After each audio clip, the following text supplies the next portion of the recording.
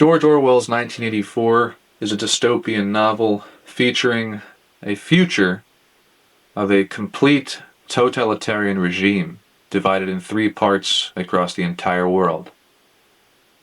I believe this book is one of the most important books anyone could read in their lifetime, and it should be read at least once. And it carries two extremely important concepts that I will discuss very briefly, and I would encourage you to read the book for yourself so that you may explore these matters intimately. The first of which is featured in the very beginning of the novel, and that is that of the 2 minutes hate. There is something to be said about the psychology of the crowd in this condition, what they're capable of doing, feeling, and thinking. As people, we often suppose that we are in complete control of ourselves at all times. But there does come exposure and conditions that are capable of affecting this in us, changing it, influencing it, galvanizing it. In the 2 minutes hate, Winston discusses later in the novel towards his lover that he had, when he had seen her there, felt overcome with a desire to kill her, that she might be a member of the state, some spy. This ferocity overtakes him that he would kill her, perhaps take advantage of her.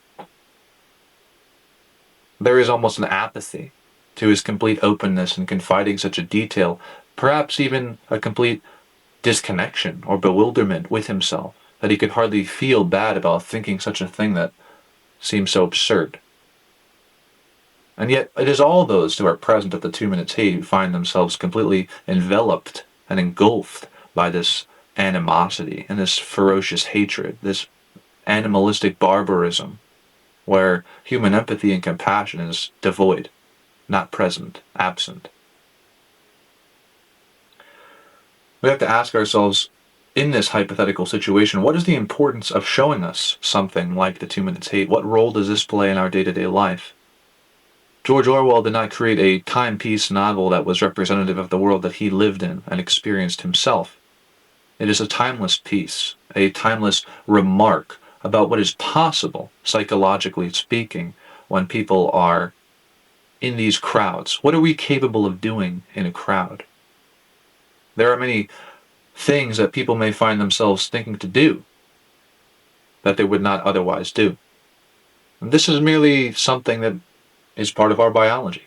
We have I would say, tribal predisposition to this. But it is not being aware of it that can lead us astray. We very naturally make decisions within the Dunbar number, among several other conditions of our biology, to function in the tribe. We are pressured by social externals. It is inevitable.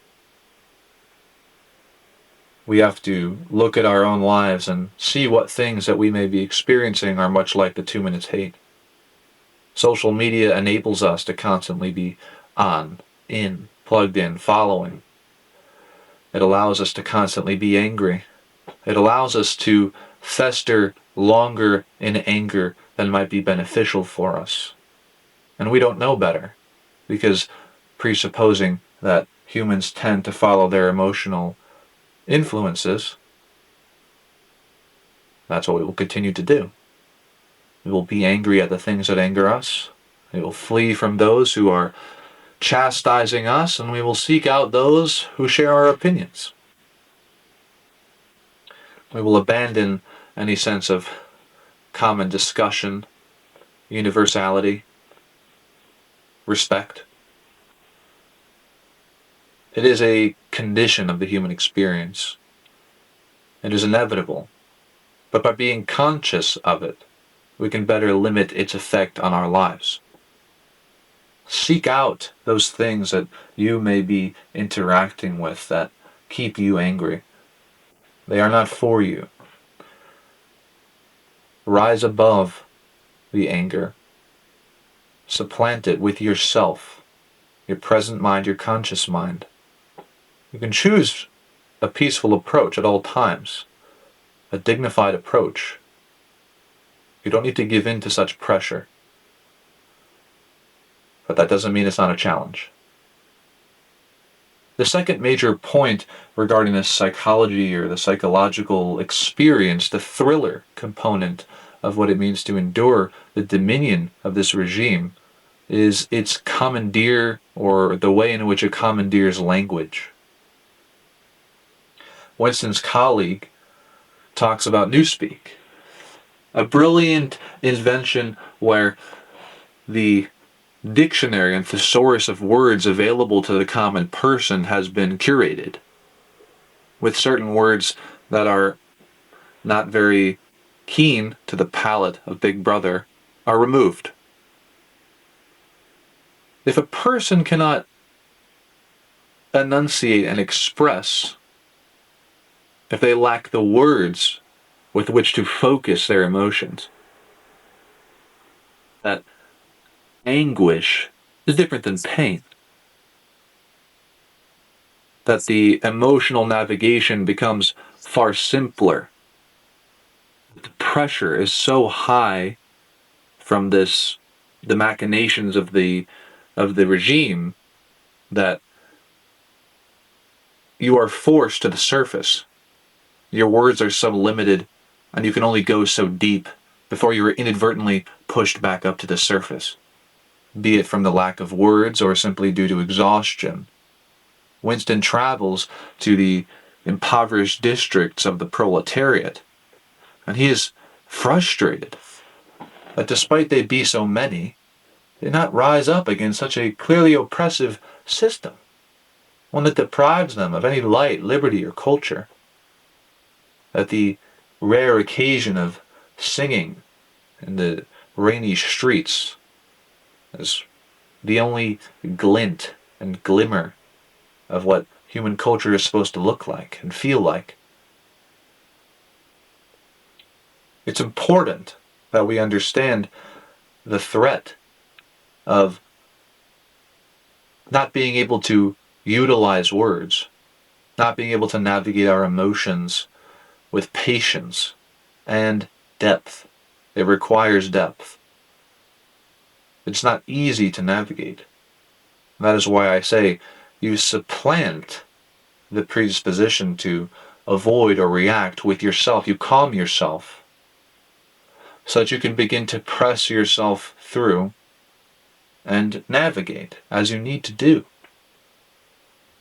We require these words to be able to express ourselves, to be able to voice our personal experiences, our anguish, our joy. When Winston finds himself alone with his lover, he is, unable to have a truly substantial or substantive relationship with her, and she him. Why might that be? Perhaps due to the complete emotional deprivation of their experiences. The psychology involved with being absolutely paranoid of everyone around you, where kids turn on fathers and mothers without hesitation. Kids being very easy to take advantage of in this regard, likely to incur such a heavy weight later in their lives that we cannot, begin to imagine. We could extrapolate the cost of that psychologically on them. But what of the average person, the grown adult in this situation? These people don't even know themselves, so limited by the conditions that they endure, unable to engage in a introspection insofar as that they finally get to understand who they are and what they believe their role in the world is. Winston just begins his journey, and even that, just beginning to ask the questions, having no idea where they will lead, who he is, what it all means, what it all represents. That, even cluelessness, realizing that you are clueless, realizing that you feel clueless, that is what makes him different from the proletariat. That is the line that Orwell draws. Our circumstances and conditions weigh heavily upon us. And we cannot help the fact that at times they may prevent us from feeling things, prevent us from being aware of our depressive state or our stress. Think about your life. Think about the weight and toll of emotions that you have experienced. Address them for what they are. They will affect you regardless whatsoever if you are intentionally trying to let them run their course or subconsciously repress them. They do need to run their course. Seek out these things. Choose unity. Remember what is possible otherwise. Know yourself.